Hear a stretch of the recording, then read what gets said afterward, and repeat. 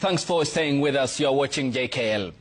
Kiharu Member of Parliament Ndindi Nyoro has cautioned that the 44 billion Kenya shillings Lindsay Finco's bond meant to fund the construction of Talanta Sports Stadium is a new secret way of burdening Kenyans with expensive debt.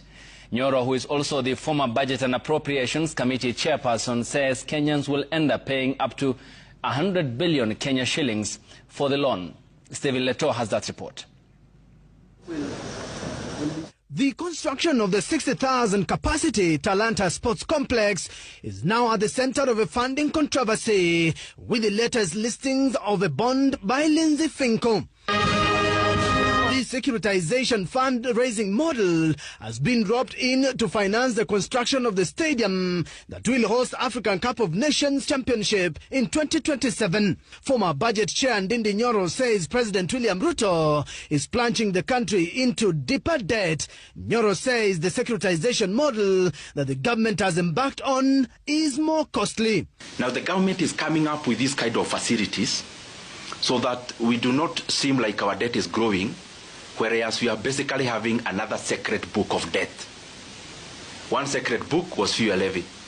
The second secret book, of course, is now this one for Talanta. The Kiharu lawmaker says the 44.7 billion shillings bond will cost the taxpayer hundreds of billions of shillings in future. The bond has been pegged on expected revenues from the Talanta Stadium in the hope it becomes an income-generating project once complete. The maturity of the bond in the next 15 years, Kenya will have paid interest rates of 100 billion for a loan of 44.8 billion Kenya shillings.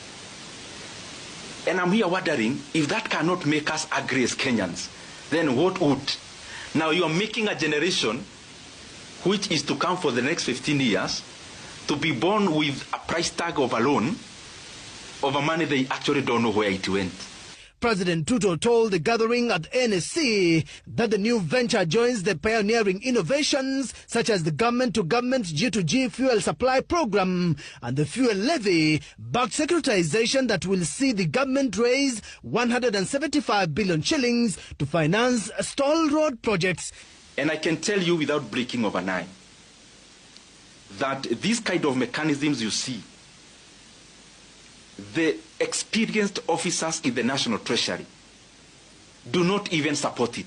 The government exuding confidence that its latest debt instruments through the NSC will reinforce the country's ability to finance critical infrastructure from domestic capital and reduce dependency on external borrowing. Stephen Leto, Citizen TV.